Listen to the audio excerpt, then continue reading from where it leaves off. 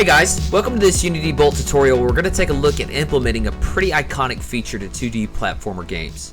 In the original Mario Brothers game, Mario had the ability to kill certain enemies like the Goomba and the turtles by jumping on their heads. This was a neat feature because if you didn't time your jump just right, you could take damage and even get Mario killed.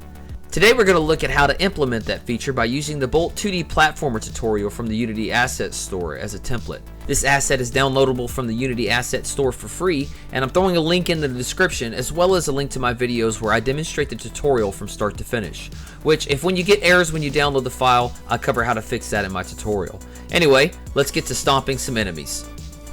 We actually need to accomplish three things with this tutorial. We need a custom bouncy animation when we jump on the enemy's head. We need to destroy the enemy without actually hurting the player, but still have the player get damaged from the side. And we need to bounce the player up when jumping on the enemy to add to the aesthetic. Let's get started. Okay, let's start with the enemy animation first. When you click on the enemy object, any one in the level, you should see an alive state and a death state. If you went to the tutorial, this should be familiar to you. Basically what happens is it transitions from the alive to the death state by setting off the death custom argument. And as we go into the death state, 5 things actually happen whenever it dies. So when it enters the state, it sets the velocity to 0 so the enemy stops moving. It disables the box collider so it falls to the platform. It goes partially transparent.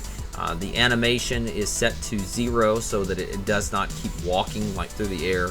And whenever it dies, not only does it take 5 seconds for it to die, but on the death, whenever it updates the death, that it actually spins off the screen. And so what we're going to do is we're actually going to take this very same animation and we're going to just apply our own little squish animation to the enemy whenever it dies so that it doesn't go transparent and spin off the screen. We need it to stretch. So this is the way that we're going to do that. Okay, so the way that we're going to do this is we're going to take the death animation that we created. We're just going to right click that and copy and paste it right next to itself. And as we go into this one, let's call this one Squish. So Squish animation. And when we go into it, we don't need it to take 5 seconds to disappear. So let's turn that to half a second. So we want this to be relatively quick, and we don't need it to spin off the screen. So the way that we're going to do this is we're actually going to go to, from the update event, go to set local scale. And essentially the way this is going to work is if you click on the enemy object, and what we're going to do just very quickly is we're going to turn like the X scale to 2. You notice it kind of goes fat there. On the Y we're going to go 0.5, and then we're going to keep the Z the same. We're going to put it right back to where it was just after like a fraction of a second. So go to the X, put in 2, the Y is 0.5, and the Z is 1. And again, we're going to wait, just wait for seconds, and then do 0.1. It's going to be really quick. And then after that, go back to set local scale, and then put it back to 1, 1, and 1. So 1 on the X, Y, and Z. And so click on the update, set that as a coroutine. Essentially what this is going to do, just very quickly, it's going to squish it and then put it back to normal. So you get that kind of bouncy effect. Okay, going back to the enemy state graph, what we're going to do is we're going to take a transition from the alive and we're going to move it to the squish. So it has 2 ways that it can die. The regular way, when you throw a boomerang at it or a lightning bolt and it spins off the screen, and then the squish way when you jump on its head. So go into that transition, and what we're going to do is we're going to make a custom event here, and we're going to call that custom event Squish and run that into the trigger transition. So anytime that transition is triggered in our player controller, we will have the squish animation happen on our enemy.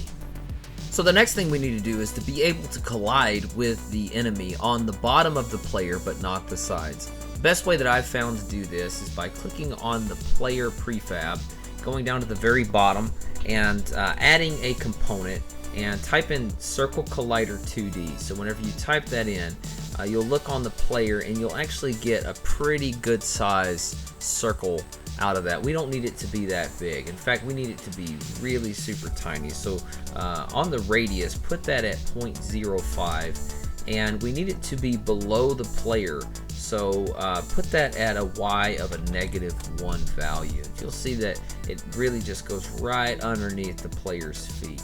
So the only way to trigger this, it by the way needs to be set as a trigger on the right side in this little checkbox.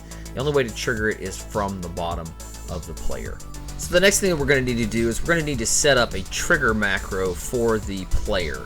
So the best way to do that is to go to your macros folder and let's create a new bolt flow macro, and we'll name that on trigger enter. As you go inside that, what we're going to do is we're going to start with our trigger component. So on trigger enter 2D, and we are going to need to compare the tag. So when the player steps on the enemy, that's the only thing that we need it to do it to, not anything else. So let's go down here and let's do get tag, component get tag, and then from this little string we're going to need a string equals an A and B there. So what we need is the A to match the B. So when the A matches the B, then something will happen. When it doesn't, it won't. So because this is a macro, we're going to need an input. So let's get the input in the nesting there. And we are actually going to have to add a value input to this. So put a, let's just name that tag, and this is going to be a string. And we're going to check the has default value so that we'll be able to input that information in from outside the macro. That way we could reuse this if we ever had to. Alright, so from this we're going to come up to a branch, and this is going to be a true-false statement. So from the on trigger enter 2D, grab that little arrow and we're going to run into the branch. And we also need to collide with a game object. So make a little second string coming off that on trigger enter 2D, and let's do a get component game object. So get game object, and we're also going to need an output. So let's right over here put output, and from the output I believe we're going to need a control output and a value input. So put make a little new control output, and we'll just call that true, and the object output is going to be our value.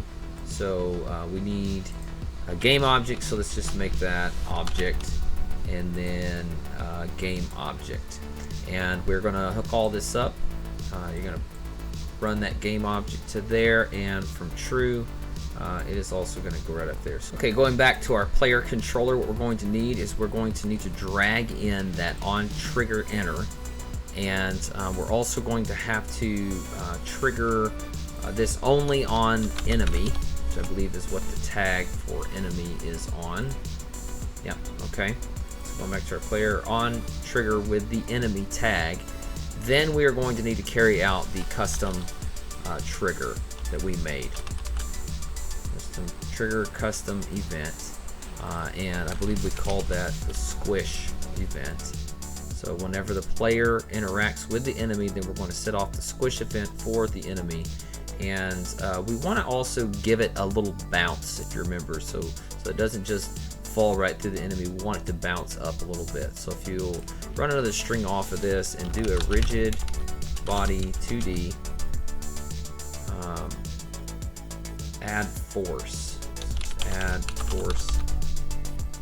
okay, and we need force and mode. We're going to set the mode to impulse, and that'll give it a little shooting up action. And we just do a create vector 2, and on the Y, you know what, I didn't do the right one. Create vector 2 X and Y, and on the Y, let's set the Y to 15, and we'll see how that works. This should be working correctly now. Let's go into our game and let's see how this works out. So we grab the little animation, okay. So we can still kill them from the side. They can hurt us from the side. We can jump on their little heads and I believe we're set up, ready to go. I hope this tutorial was helpful for you. If anything, I hope it shows how super easy visual scripting is. I absolutely love it, and if you feel the same way, then let's get out there and make some games. My name's John. You can find me under the gamertag Megahertz on the Unity Bolt Discord server. Thanks, and go squish some enemies to your heart's content.